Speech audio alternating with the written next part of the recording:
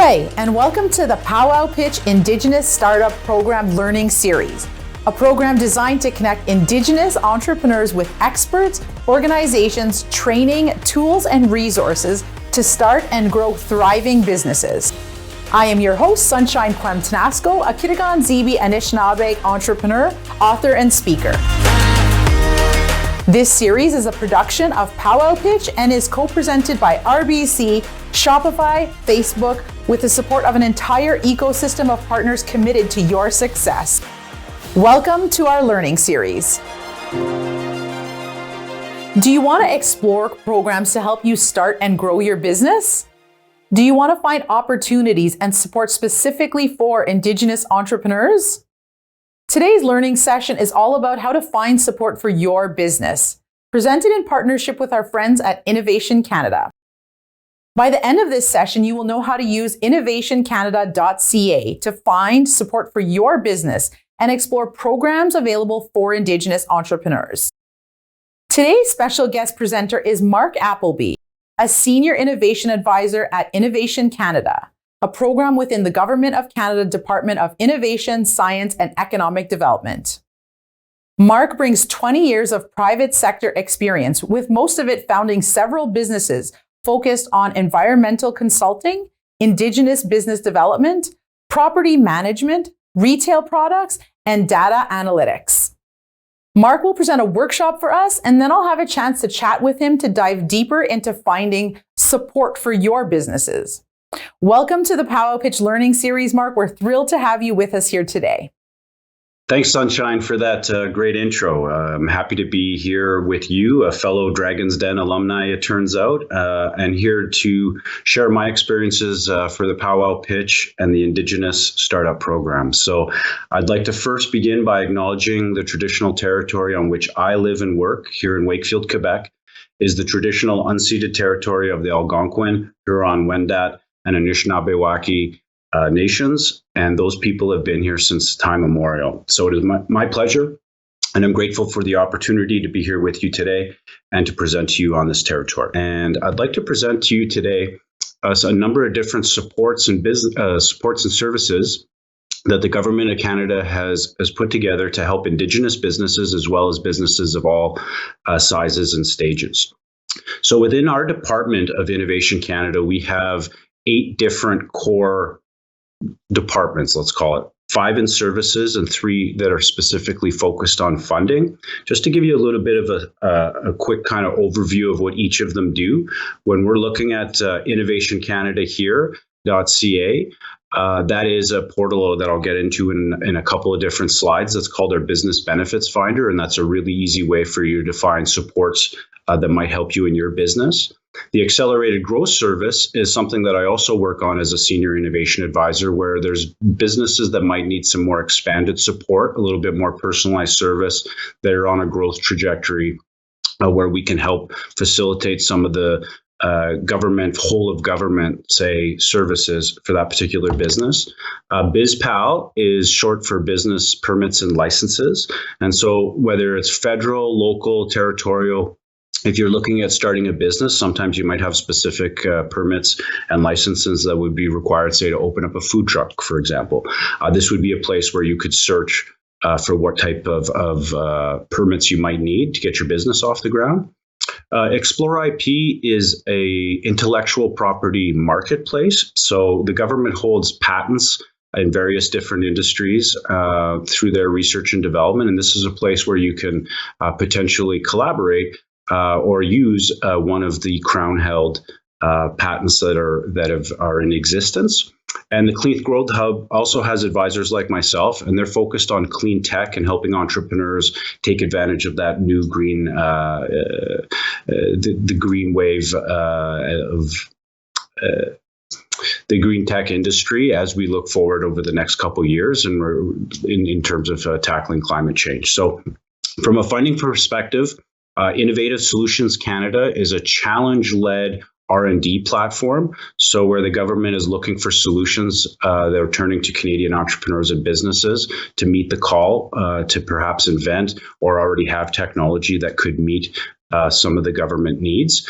Superclusters are a funding program where it's a private-public collaboration where businesses work together from different, complementary businesses or products and are able to get funding through the Canadian government through that collaboration effort. And the Strategic Innovation Fund is for major projects over $10 million that have a lot of growth potential that are in very specific industries that the government's looking to support right now. So that's a broad overview of the types of services and fundings that the government provides through Innovation Canada. Specifically, the two major services that I provide, or our department within the Accelerated Growth Service, is the Business Benefits Finder, which is our portal. And it's a very easy way, and I'll get into that in a second, easy way for you to put in the criteria of your particular business and be able to find out what particular programs might help you.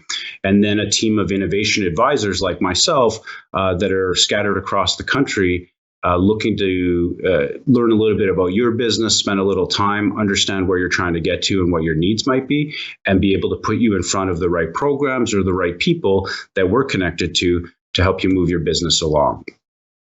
So Indigenous businesses face unique challenges. I've learned that through my professional experience working with Indigenous communities going back to 2002. In fact, I got my start as an entrepreneur myself with a contract with an Indigenous business owner. So eternally grateful, but also understand the unique set of challenges that are out there. And so the Government of Canada is really starting to focus in a much more targeted way, and I think more impactful way, in how to help Indigenous startups as well as medium stage companies grow and scale. And so the first place where I want you to start, if you're a startup or you're thinking about going to start your own business, is the Business Benefits Finder. And that can be found at InnovationCanada.ca. And there you're going to be able to get a tailored list of supports that it can be COVID related, for example, but more specifically, kind of broader programs across the country, broken down by region and industry, and you can put in the story of your business, a little criteria of kind of where you're at, what you're looking for, and then it's going to return all the different federal, provincial, local programs that might be able to help. And so it's a really, really efficient time saver, and something that I recommend you bookmark within your web browser and go back to it every couple months or just to keep your eye on it.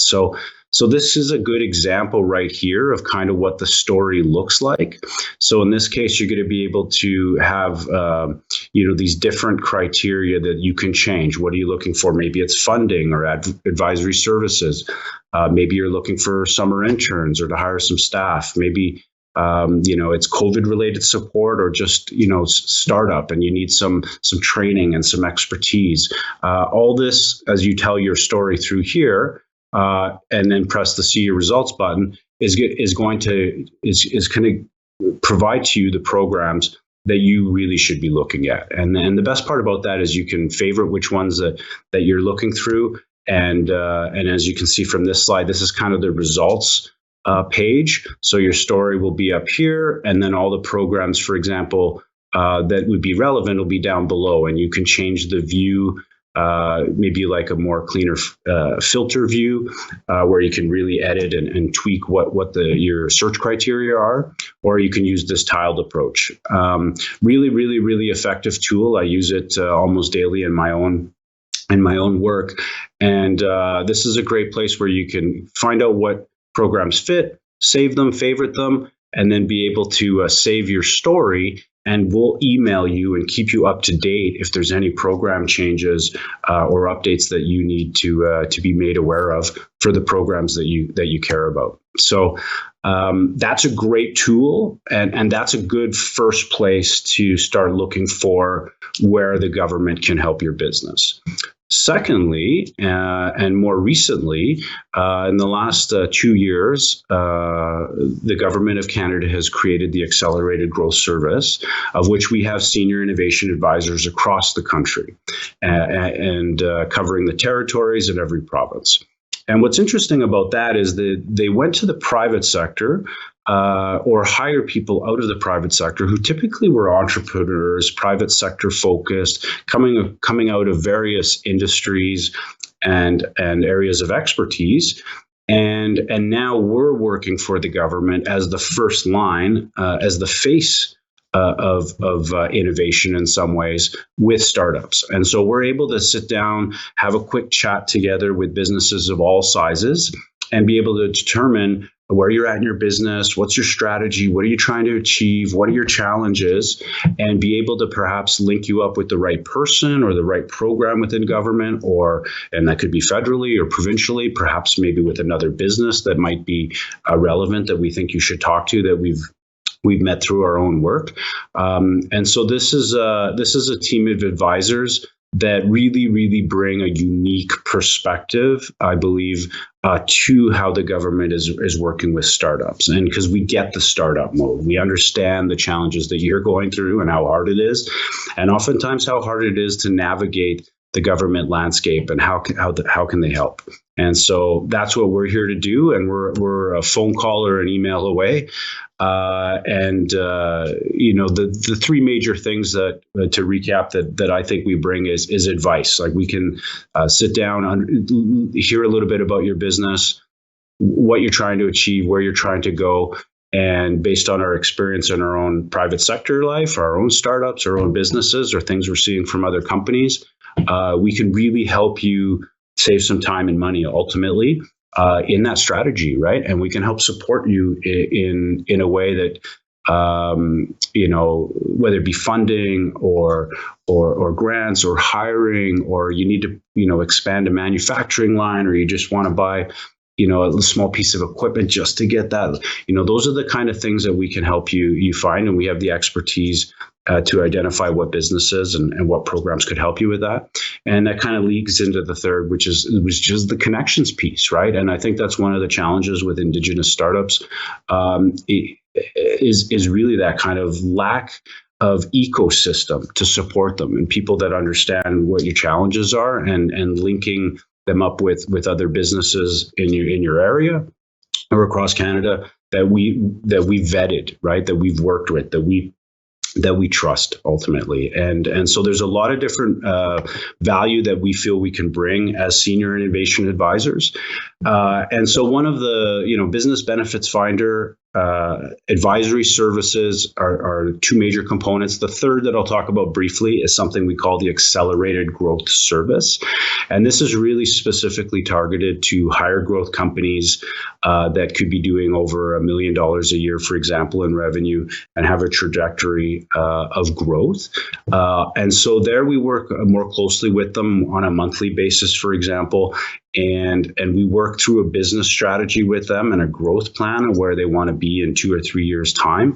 And the efficient part of the process as advisors is we use all our connections in our network to bring all the government departments that could help, or different programs, to the table in one shot. So that way, instead of you trying to reach out to all the different connections and who's doing what and who's managing what and what's the application process and is it open or closed, and and so there's a real synergy, a whole of government approach we call it, when all the government partners are at the table at one time, so you could present your growth strategy in one go ultimately, and everybody can jump in and, okay, I can help there, and I can support them in a year's time, and it's this real collaborative process. And so that encompasses a network of over 70 partners at this point, a number of them federal, like BDC, EDC, National Research Council and their IRAP program, Global Affairs if you're trying to export overseas,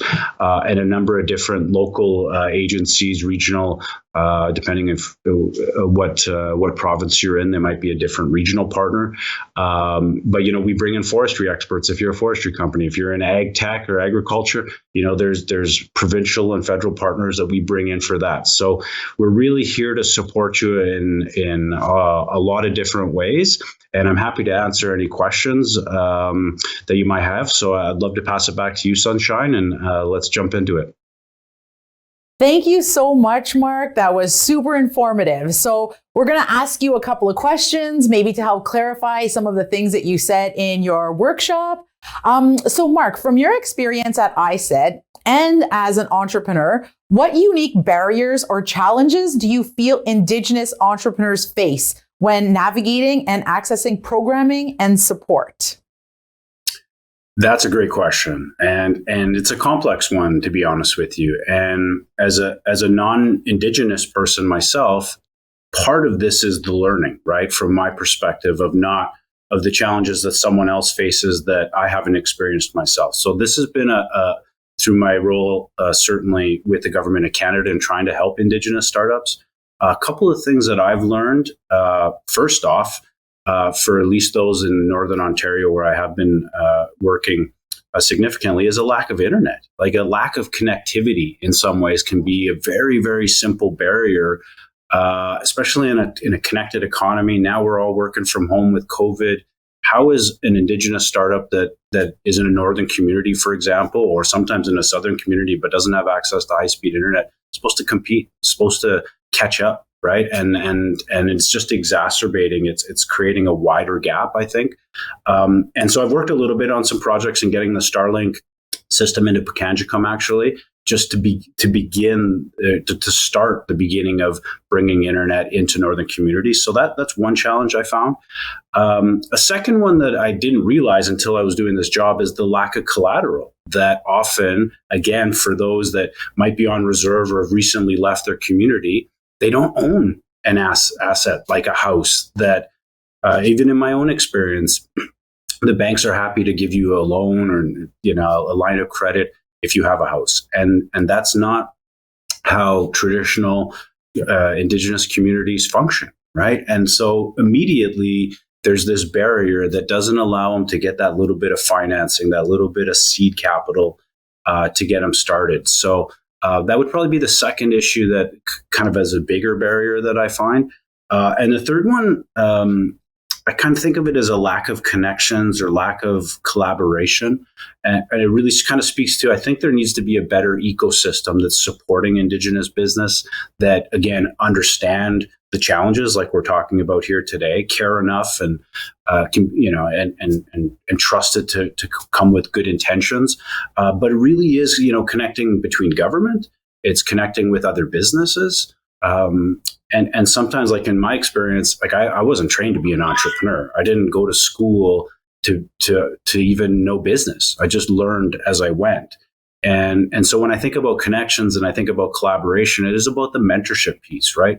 Much like how you pass down traditional knowledge from elders to the youth, right? And so that they can learn and understand because they have the insights. That I find that I want to help support an ecosystem that's helping Indigenous entrepreneurs like yourself, that can be the beacons of light too for others, right? That can help them understand, hey, there's an easier path forward. Hey, I made some mistakes here. This is, and that can be between Indigenous and non-Indigenous businesses too. And I want to help bridge that gap.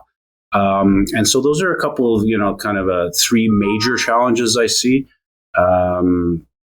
Kind of overall in terms of challenges for Indigenous startups. I appreciate you sharing that. I think Indigenous entrepreneurs, we know this as well, but it's just the general Canadian public that don't realize these very real barriers that are standing in the way, and in some cases just completely out of Indigenous entrepreneurs' hands, with collateral and stuff like that. So I appreciate you bringing that up. I love how InnovationCanada.ca creates a single place for us to go. So if you were to highlight the top programs for Indigenous entrepreneurs that they should look into, what would they be? Another great question. And it really, I guess the short answer is it depends, right? The business benefits finder at InnovationCanada.ca is a portal that'll help you identify which programs can help you specific for your business. So you might be forestry specific, or you might be manufacturing, or you might be technology, right? So, or green tech, for example. So there's programs for everybody, for all kinds of businesses. But when we think of Indigenous startups, in some of my research, in my role, and I'm based in Ottawa, supporting Northern Ontario, I wanted to come up with a list here of several programs that would work for anybody across Canada, regardless of region. And so I came up with 7, and I'll just kind of briefly highlight them, and maybe we can dive into them a little bit. But first off, Futurepreneur is a great program for youth between 18 and 39, where you can get up to a $60,000 loan for Indigenous startups, and with some mentorship and some training and some support, which can be really important in those early stages, particularly if this is your first business. I needed that. I got my start actually as an entrepreneur with a very, very small government program. So I'm a big champion of kind of early training and mentoring. Aboriginal Best is another great program which does business and entrepreneurship skills training. And they started in BC, but are expanding across Canada. And so that's really focused on, hey, help me write a business plan. How do I do a pitch, right? So some of those early stage needs. Business Development Bank of Canada, BDC, is now have a Indigenous focused business loan up to $350,000. And they're interesting because they look at collateral a little bit differently than a traditional bank. So they're tailoring their program to kind of meet some of those challenges that we were talking about, Sunshine, around the collateral, lack of capital, and another solution would be certainly the Aboriginal financial institutions, the AFIs that exist across Canada in different regions, who are Indigenous owned and understand those unique challenges for Indigenous communities and business owners. So I would recommend that being a first place as well. And the government of Canada has a couple different programs as well. One, access to capital, and one, access to business opportunities, they call it. And in the recent budget, the government of Canada has allocated over $300 million to focus on growing and supporting Indigenous businesses. So I'm excited to see where that goes and to be a part of that solution. And, whether it be out of Truth and Reconciliation, I feel like there's a change, right? There's a different wave coming over, I believe, the way we look at engaging with Indigenous, certainly business owners, and trying to mitigate some of those challenges. So I'm excited for that. And then for those that might be focused on arts and culture, like you were in somewhat of your business or media, there's the Creating, Knowing, and Sharing program through it's CanadaCouncil.ca. So that's a handful of programs again that you can find out of the Business Benefits Finder. But there's a lot of tools out there, right? And part of the challenge is knowing where they are, what they are, and how do you do it in one place. You can call someone like myself who helps people navigate that landscape, or using a tool like the Business Benefits Finder at InnovationCanada.ca. Thank you. Those are all super helpful, regardless of what sort of business you're starting or have started. So I appreciate that list, and I highly suggest that everyone go and check it out. Mark, can you give us examples of how Indigenous Entrepreneurs Innovation Canada has supported and how the support has benefited their companies? So I have one example in mind, and I kind of think it speaks a little bit to some of the challenges and also some of the opportunities. And this is a company based in Thunder Bay that's called Origin Recruitment. And they do virtual reality training for Indigenous youth. So they and they've a number of different products, and they're growing quite a bit. But they started by having mobile trucks and a workshop and classes where you could put on a virtual reality set and see what it might be like to work inside a mine, or be a carpenter, or be a power line operator. And I was fascinated by their technology. And so I did a trip to Thunder Bay to get to know them. And I had actually had quite a powerful experience there, because one of their 5-minute videos that you could watch, there was a number on skills training, but there was another one on moose hide tanning, and a second one on a full moon ceremony that the women of the community did every month. And it was really, really cool, because you're in the virtual reality environment, and you're inside this teepee where there's a fire inside the TP, and she goes out and collects cedar boughs, and you're kind of with her in this environment, and she's talking, and then at the end they're singing around the fire is kind of within the ceremony. And there was this girl that she was crying in the ceremony, right? And so you're in the virtual reality environment where you kind of feel like a fly on the wall, right? And it was really, really powerful to kind of hear this singing, but see this girl really, really emotional in the moment. And I talked with the lady who was there with me, who works for Origin. I said, I don't know what happened, but like I was tearing up, right? Like I was emotionally moved by that. And so it turned out, they said some of their research had showed that you can empathize more. You have more empathy in a virtual reality environment than, say, just watching a video on YouTube. And I thought that was incredible, right? And so for me, when I think about how do we bridge the gap between not only government and Indigenous businesses, but non-Indigenous, Indigenous peoples, I'm like, culturally, like I was sold on the solution. I wanted to bring their tech into schools. I wanted to bring it in, to different businesses. Like, let's expose people, because I was moved by it, and I was already kind of, predisposed to want to be support. And in some ways it changed me at least in the way I look at the problem. And so long story short is that company I've been wanting to help since that was last about a year ago. But one of the challenges is they weren't incorporated.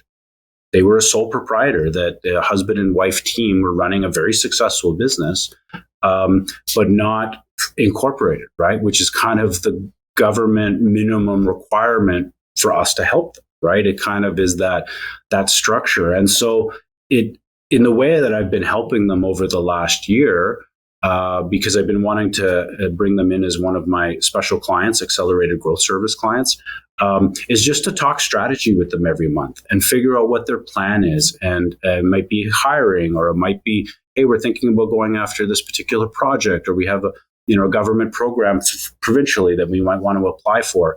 And so really my help now has been really just helping them maybe transition from a sole proprietor into a corporation, so that we can take advantage of a lot more of the federal government supports that a lot of us and my colleagues want to help, right? We're positioned to, put some money into research and development, or you want to hire and you want to grow.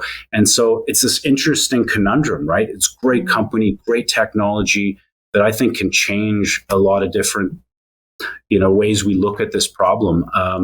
But yet there's kind of this really small little barrier, kind of an easy fix, but sometimes not, right? Like there can be taxation issues. There can be kind of just kind of a relationship that's been frayed over like generations between government and Indigenous people, right? And so some of the things that I've learned is that, an incorporation is, I don't want to go there, right? I kind of want to be self-empowered. I don't want to, and so that's been an interesting dynamic. And so, like I say, I'm learning a lot and continue to learn, and looking to support them into, I'm hoping one of Canadians' great success stories. That's amazing. It's Melissa you're talking about, right? Yes, exactly. Yes, yeah, she does great work. And that's a conversation that I have with Indigenous entrepreneurs all the time, is about that. So many Indigenous entrepreneurs are sole proprietors. And yet, if you want to grow, you have to become incorporated. And so that's the question too. Like, we're always meeting people where they're at, whereas maybe there should be a middle ground because of taxation, because of this, because of that. Why can't you support a sole proprietor? Like, what I mean? Like, we're doing all the work and jumping over these, different hurdles with not having, access to internet, a lot of our communities, and not being able to do this. How are we able to meet in the middle ground, or is it meeting in the middle ground, us going and taking all those steps, even though we actually don't quite fit in that box as easily as Canadians? So that's another discussion. Maybe that's a webinar for another day. But it's interesting too, and to have these conversations with government, I think, is super important too, to get a real glimpse of the whole landscape. So yeah. In Indigenous cultures, meeting face to face and coming together helps with creating trust and understanding, cooperation, and collaboration. Are there people on the other side of InnovationCanada.ca who can work with us and talk to us about their programs with extra support through the digital process? Yeah, I'm happy to say more and more, right? And I think kind of segueing off what we were just talking about, really, and kind of, can we meet halfway, right? Is there a middle ground? And the face-to-face piece is a little bit of that, and understanding both federally, provincially, locally, kind of want some of those challenges, right? So the federal government has hired people like myself to bridge the gap between business and government, which hasn't always been easy in some ways, right? Because they have different mindsets and different goals. And then an Indigenous startup also has its own unique challenges. So I'm happy to say that they're hiring people like myself, people who care, people who are champions for change, and looking at and hiring Indigenous people to even to bridge the gap even closer. And so provincially, there'll be advisors like myself, economic development advisors in different industries, like I said, whether it be forestry or agriculture, and or maybe regional even. And then locally, someone like at your AFI, at your Aboriginal Financial Institution, there'll be someone there who kind of understands that region and wants to help you and build a relationship with you ultimately, right? I think we all know when we think of face-to-face, it really is about relationships and maybe more importantly around trust. And so what I've learned being on this side of it, because I always used to try to, how can the government help me in my business? These are relationships that need to be nurtured, right? Like I think when it works, when it's most successful is when we are meeting. Like now it's a little bit more difficult face-to-face, certainly doing a lot of video calls, but I think it's really about, time together, right? And that sometimes that's monthly. Like I say, what I'm doing with Origin Recruitment and their immersive link technologies, I want to talk monthly, right? Because there's a lot happening, and let's build up some history together. And that those things take time. But I'm happy to say that I think the government recognizes that, and then more and more they're putting people in place that are hired to be long-term advisors, so that we know that building relationships is really what we're here for, right? And it's not about an answer today. It's about where you're trying to get to, and let me help you get there. That's really, really nice. Thank you for sharing that. So, Mark, our final question for today. As a serial entrepreneur, that's you, and senior innovation advisor, what is your advice for Indigenous entrepreneurs starting today? Yeah. So, in some ways, the best advice I would give them is something I would say to any entrepreneur, right? That it's not culturally specific or background specific, because, I went to school, but I've failed multiple startups, right? I mean, there's no criteria on whether you kind of who wins and loses ultimately. But as you can appreciate yourself, Sunshine, it's not easy, right? It is a tremendous amount of hard work, and that work encompasses a lot of different things. And I'll be honest, I'm not good at everything, right? So there's lots of skills I don't have, or areas of expertise I don't know. And so to me, the hard work is really around the drive for learning, right? It is just, if you have, like the Buddha have a principle of the beginner's mind, right? Like pretend you never know anything, right? That you're always at the beginning. Like you're always, we want to be turning to an elder to learn more, right? And what are those insights? And so to me, like in my own business, and what helps me day to day is it's almost like following breadcrumbs, right? It's just a little pathway. The goal seems a long ways away, but ultimately it is a day-to-day process, right? With little wins, tiny incremental wins, and that you have to trust in the process. So, if you're learning all the time, like if you're like, hey, I don't know that, find somebody who does, talk to somebody who does, who can connect. read, and I talk about the internet being an issue. I mean, this is one of those places, right? If someone's trying to do research on their own business and where they can add value and who else is doing what in this space, that's learning, right? That's advancing the business. Those are the little wins. And so I know for myself, it's easy to get overwhelmed when you think kind of, what you can accomplish in 5 years or what your big dreams are. It seems like a long ways away, but I find if just little by little and those little wins is just know what you don't know and just start learning, talking to people and say, listen, I don't know how to do this, right? I need help. What have you learned, right? And it really is an elder's approach, right? Mm-hmm. It's just go to people who've done it before. Sometimes they put it on the internet. Sometimes it's just a conversation with someone like yourself, Sunshine. Is like, yeah, I've done that. That was hard. I wouldn't do that again, right? Mm-hmm. Those kind of things, and that's the process that I try to impart on certainly startup, where there's different challenges when you're $1 million business and you're looking at hiring and but just trying to get off the ground. It's like, hey, I have a dream, but what do I do? Talking to advisors like myself and yourself, right? It really is that learning. You don't have to go to school for that, right? It's mm-hmm. an attitude. It's not a education, right? It's mm-hmm. like a mindset, in my opinion.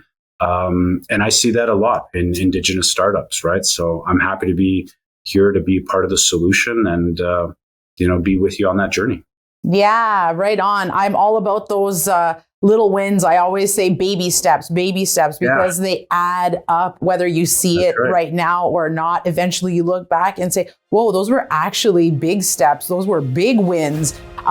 You just break them apart so it's not overwhelming. So thank you for that. A true entrepreneurial mindset, which you just demonstrated today. So thank you for being with us today and sharing your knowledge about finding support for your business.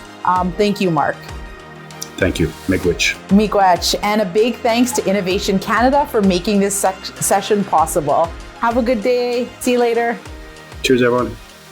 Thank you for joining us for the Powwow Pitch Indigenous Startup Program Learning Series to connect Indigenous entrepreneurs with experts, organizations, training, tools, and resources to start and grow thriving businesses.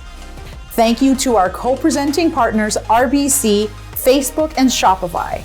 To our producers, Victoria Lennox and Cyprian Shalankevich. And to everyone who makes Powwow Pitch possible. Be sure to visit powwowpitch.org to explore how we can help support you and start your business and sign up to our newsletter. Until next time, I'm your host, Sunshine Tenasco. Miigwech.